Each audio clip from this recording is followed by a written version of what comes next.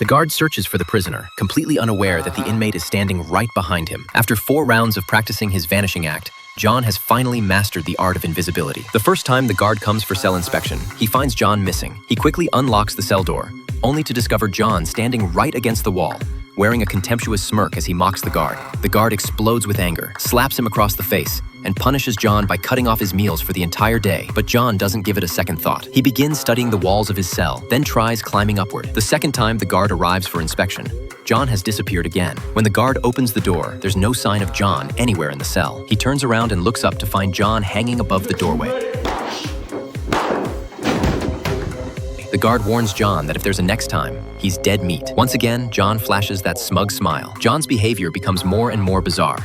He spreads his arms wide, imagining the guard standing right in front of him. Watching his hands sway from the corner of his eyes, his body slowly rotates following the movement of his arms, practicing until his steps become incredibly agile and light. The third time the guard shows up, he opens the cell door. The first thing he sees is John's clothing. He then checks the inner walls, above the door, and up on the walls. No one there. The room is completely bare with nowhere else to hide, yet the person has simply vanished. Where on earth could John be hiding? It turns out he's right behind the guard. But what happens next is even more unbelievable.